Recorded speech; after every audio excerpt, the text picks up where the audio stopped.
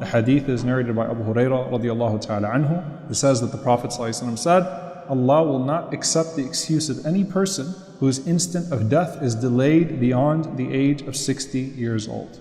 At this point in life, you've hit 60, you've faced multiple a'rad, you've had multiple hindrances hit you, right? You've seen your friends die, likely at this point. You've seen your health and your time go. And this is really powerful because وَجَاءَكُمُ النَّذِيرُ, the warner came to you. What is a nadir? So the first nadir is the Prophet ﷺ, right? There's a secondary nadir here that it's referring to. Gray hair. The nadir that Allah is talking about is gray hair. When you start to see gray hairs, that's a sign like, hey, it's coming. You know, Allah is reminding you with the aging of your body that your dunya is also fleeing you. Okay? So age is a proof against a person. What are the important ages in the Sharia that we come across? So they're 7 years old, teach your kids how to pray. 10 years old, you discipline them if they don't pray.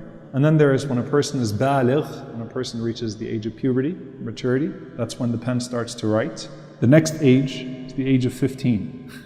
Ibn Umar radiallahu ta'ala anhuma, he narrates, I came to join the Prophet ﷺ in battle and I was 14 years old, but he didn't accept me. And then I came to him at 15 years old and he accepted me. And Nafi', who was the freed slave of Ibn Umar, he said, I narrated the hadith for Umar ibn Abdul Aziz. And Umar ibn Abdul Aziz radiallahu anhu responded, he said that this is the distinction between youth and adulthood. So 15 was actually looked at as an age in the Sharia for that reason. So they say youth, when you hear the word shab, a young person in the Sharia, it's referring to the time between either bulugh, either puberty, or 15 years old and 40. The next age, حتى إذا بلغ أشده وبلغ 40 سنة, until a person reaches their peak and then they reach 40 years old. Ashuddahu refers to the age of 33. This is the age of the people of Jannah, 33 years old. So there's 7, 10, puberty, 15, 33.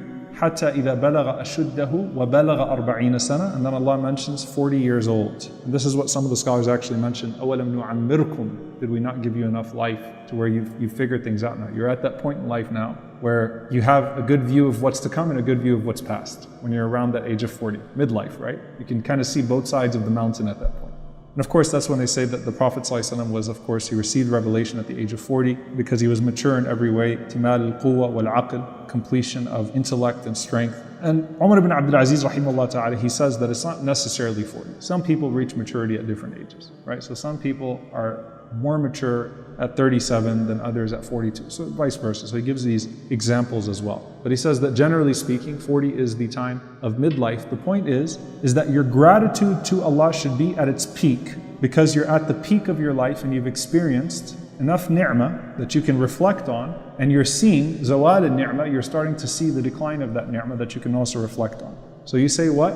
قَالَ رَبِّ أَوْزِعْنِي, says, my Lord, expand me, أَنْ أَشْكُرَ نِعْمَتَكَ الَّتِي أَنْعَمْتَ عَلَيْهِ, so that I can thank you for the blessings that you've bestowed upon me. وَعَلَى وَالِدَيْ, and upon my parents. So now you no longer have an excuse to be a spoiled brat or ungrateful to your parents. You've gotten old enough to where you can sympathize, you can empathize, you feel for your parents. They're probably a lot older as well when you're 40, right? So you're starting to see their decline. So you're grateful to Allah. But you're asking Allah what? Give me the ability, the means, go back to the first hadith, and ashkura ni'mataka allati an'amta alayhi, to thank you for the blessing that you bestowed upon me and upon my parents. Wa an a'mala salihan tarda, and that I can do the good deeds that will please you. So I can turn this blessing into a greater blessing, the blessing of the hereafter. Okay? وَأَصْلِحْ لِي فِي ذُرِّيَّتِي, and correct my offspring, rectify my offspring. إِنِّي تُبْتُ إِلَيْكَ وَإِنِّي مِنَ الْمُسْلِمِينَ, I have turned back to you and I am from amongst the Muslims.